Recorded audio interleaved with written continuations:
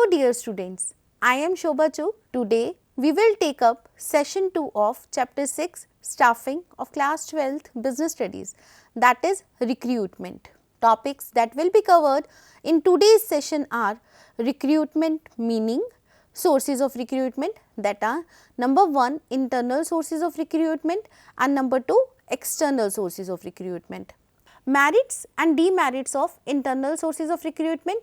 After that, merits and demerits of external sources of recruitment. After this session, your learning outcomes will be as under.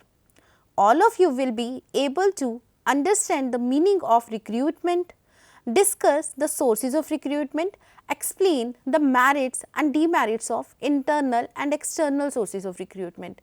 Dear students, in chapter staffing part 1, you all have studied about the process of staffing. The first step of staffing process is identifying the manpower requirement. After identifying the manpower requirement, the next step of staffing process is recruitment. Now, in this session, we will discuss recruitment in detail. We will discuss about meaning of recruitment and both sources of recruitment, that are internal sources as well as external sources. We will also discuss the merits and demerits of internal sources as well as of external sources of recruitment. Now, let us move to our first topic of this session. What do you understand by recruitment? Recruitment refers to the process of finding possible candidates for a job or a function. It has been defined as the process of searching for prospective employees and stimulating them to apply for jobs in an organization. Let us move to the topic recruitment process. The various activities involved in the process of recruitment includes: number 1, identification of different sources of labor supply. Number 2, assessment of their validity. Number 3, choosing the most suitable source of recruitment. Number 4, inviting applications from the prospective candidates for the vacancies. Now, let us discuss sources of recruitment. Number 1 is internal source of recruitment. Under internal source of recruitment, the vacant job positions are filled by inducing the existing employees of the organization. For example, transfer, promotion and layoff. The second point is external source of recruitment. When the candidates from outside the organization are invited to fill the vacant job position, then it is known as external source of recruitment. For example, campus placement, casual callers, etc. Students, an existing firm may use internal sources of recruitment, overcome the problem of understaffing in one department and overstaffing in other department, or to motivate their existing employees by transfer and promotion. Let us discuss these concepts one by one.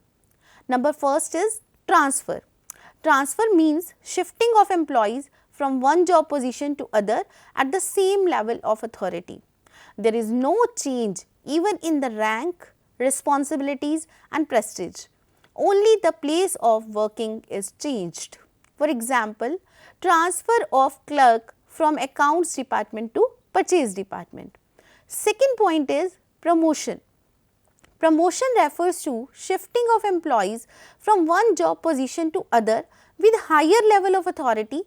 Generally, with the promotions, there is increase in compensation or salary, responsibility and prestige. For example, promotion of clerk to accountant post. Now, it is the time to discuss about merits of internal sources of recruitment. First one is economical. It motivates the existing employees and less amount is spent on training. So, it is economical. Second one is less chances of employees turnover. This is a more reliable way of recruitment since the candidates are already known to the organization. The employees are already familiar with rules and regulations of organization. So, less chances of turnovers.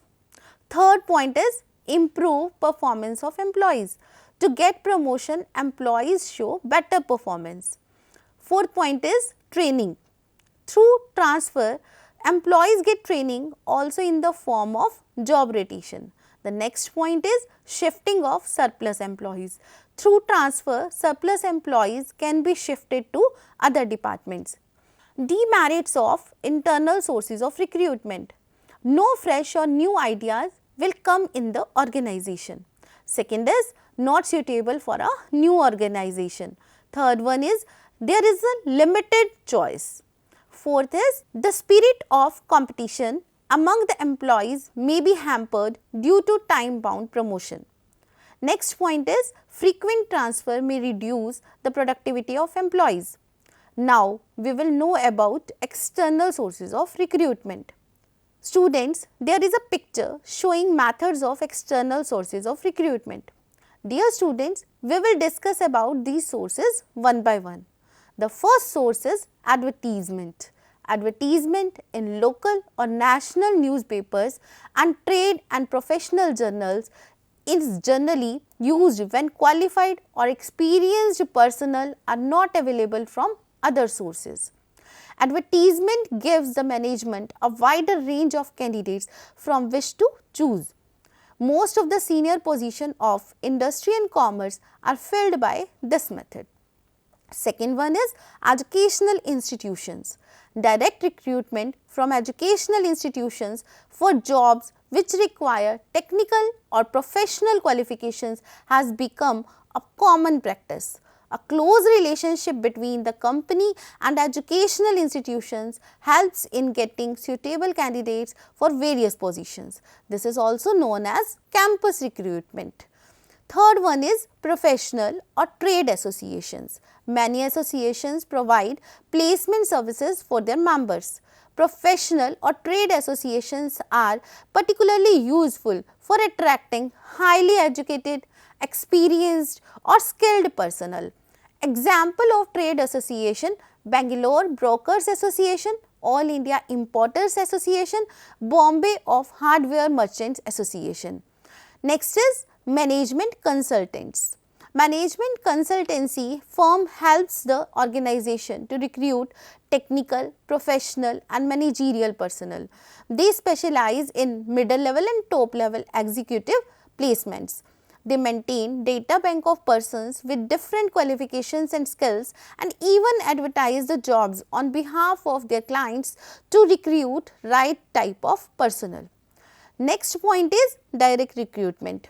Under this, a notice is placed on the notice board of the business specifying the details of the jobs available.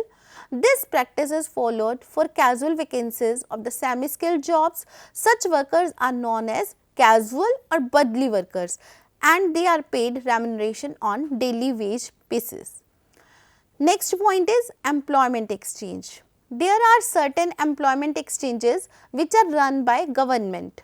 Most of the government undertakings and concerns employ people through such exchanges.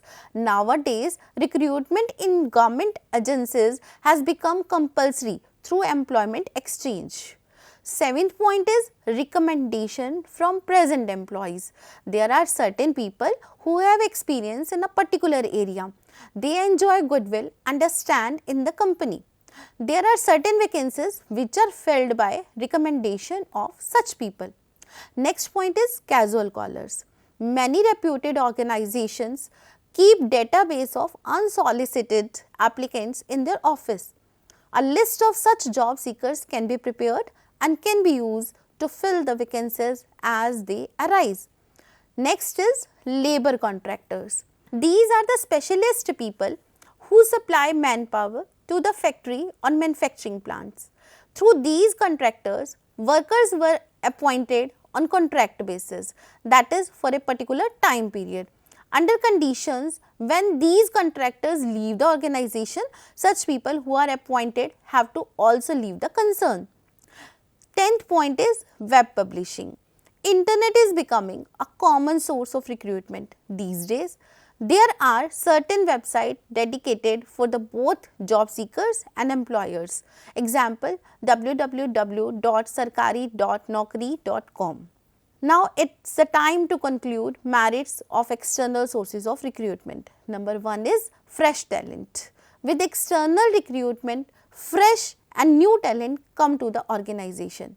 Second is wider choice. Through external recruitment, the organization gets wider choice. Third point is qualified personnel. By using external recruitment, the management can get qualified and trained persons. The fourth point is latest technologies knowledge. Through campus placement, organization can get employees with latest technologies knowledge. Fifth point is competitive spirit. Through external recruitment, when outsiders join the organization, this develops a competitive spirit in existing employees of organization. Here are some demerits of external source of recruitment. First is the morale of existing employees goes down or falls. Second is the new employees may not adjust in the rules and regulations of the organization, which means more chances of turnovers. Third point is it is expensive as to invite the outsiders to apply for the job. Companies have to bear heavy burden on advertising. Fourth point is lengthy process. External recruitment takes long time. That was the topic for today's session. I hope you all have understood it well. Before ending the session, let us have a quick recap of what we have learnt today. We have learnt about recruitment, meaning and importance, sources of recruitment and merits and demerits of sources of recruitment. Thus, we see that recruitment is very much important step of staffing. As in this, we invite a large number of applicants to apply for the vacant job position, so that we have a wider choice to choose right person for the right job. There are two sources of recruitment, that are internal and external sources. Both are important sources. We have discussed merits and demerits of internal as well as external sources of recruitment.